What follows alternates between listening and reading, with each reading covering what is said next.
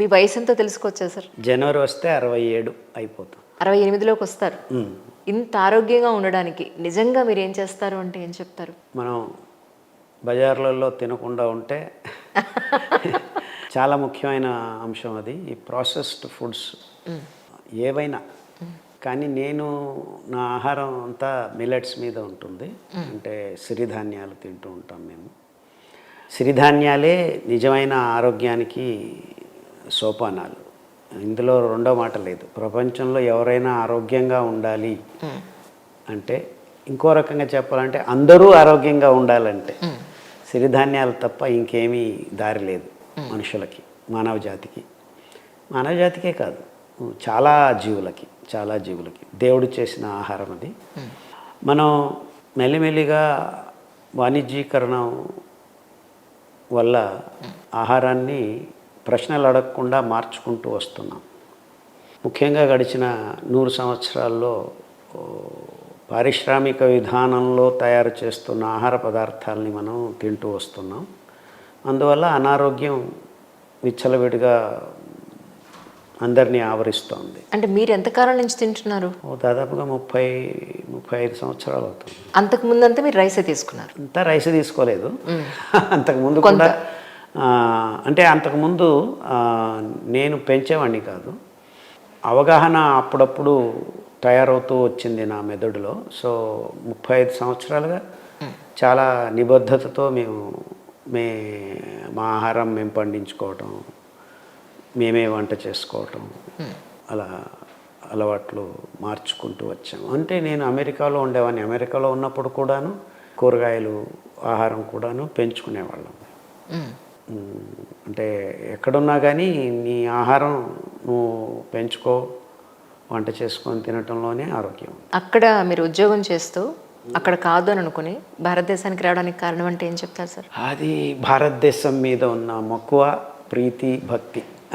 మన దేశంలో ఉన్నంత ప్రస్తుతం స్వాతంత్రం అక్కడ నేను ఉండి మన చిరుధాన్యాలు ఆహారంగా అందరినీ మలుచుకోవాలంటే అక్కడ వీల్లేదు. అక్కడి రూల్స్, అక్కడ వాతావరణం, అక్కడి అలవాట్లు అవన్నీ చాలా భయంకరంగా ఉన్నాయి.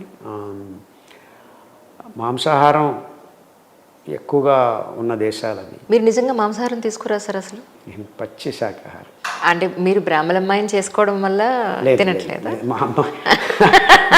మా ఆవిడని పెళ్లి చేసుకోకముందే 10 సంవత్సరాల ముందే నేను చిన్నప్పుడే మాంసం తినటం ఆపు చేశాను. మా ఇంట్లో మా అమ్మతో యుద్ధం చేసి నా అన్నం నేనే వండుకునే స్థితికి కూడా వచ్చాను.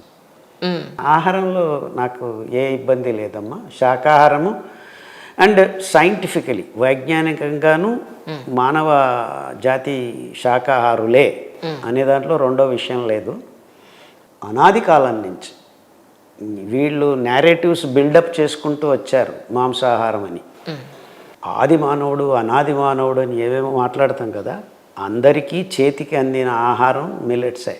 In fact archaeological evidences also. కడాబా అని ఒక ఆఫ్రికా దేశంలో మొన్న అవశేషాల్లో కనబడింది.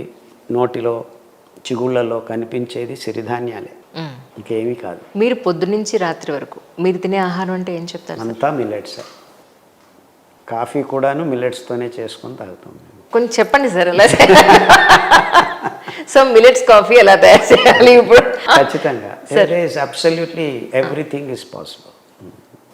ఇన్ఫ్యాక్ట్ మిల్లెట్ల ఆ పై పొరల్లో, ఆ పొట్టులో కూడాను మనం బాగా ఉడికించుకొని ఆ కషాయం తాగితే అద్భుతమైన ఔషధి గుణాలున్న కాఫీ తయారవుతుంది మీకు. అరికల పొట్టు, అండుకొరల పొట్టు చాలా అద్భుతంగా ఉంటుంది. సార్ మా అమ్మగారు చెప్తూ ఉండేవారు. మా అమ్మగారు చిన్నప్పుడు, మా అమ్మగారికి 63 ఏళ్ళు. మా చిన్నప్పుడు బియ్యం కొనుక్కోవడానికి డబ్బులు లేక జొన్నన్నం తినేవాళ్ళం, జొన్న జావ కాచేది మా అమ్మ, 3 ఆడపిల్లలం మేము అని చెప్పేది. నిజంగా ఇదే చెప్పేది. అంటే వరి కొనుక్కోవడానికి, బియ్యం కొనుక్కోవడానికి డబ్బులు ఉండేవి కావట. కానీ ఇప్పుడు అంతా రివర్స్ అవ్వలేదు సార్? ఇదే కొర్రలు ఇప్పుడు ఎంత కాస్ట్ అయిపోయాయి మనం కొనడానికి? లేదమ్మా, రివర్స్ ఏం కాలేదు, అది అలాగే ఉంది. కానీ మాయ జరిగింది. కార్పొరేట్ వాళ్ళు సబ్సిడీల రూపంలో ప్రతి దేశం నుంచి ఎరువులు, క్రిమి కీట కలుపు నాశక మందు పదార్థాల వెలని లాగేస్తున్నారు. అది అందరికీ తెలియట్లేదు. ఇంక్లూడింగ్ సో కాల్డ్ జర్నలిస్ట్ కూడా దీన్ని గ్రహించలేకపోతున్నారు.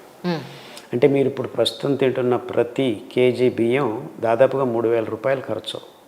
మీరు కట్టేశారు అప్పుడే, అందరూ కట్టేసే తింటున్నారు.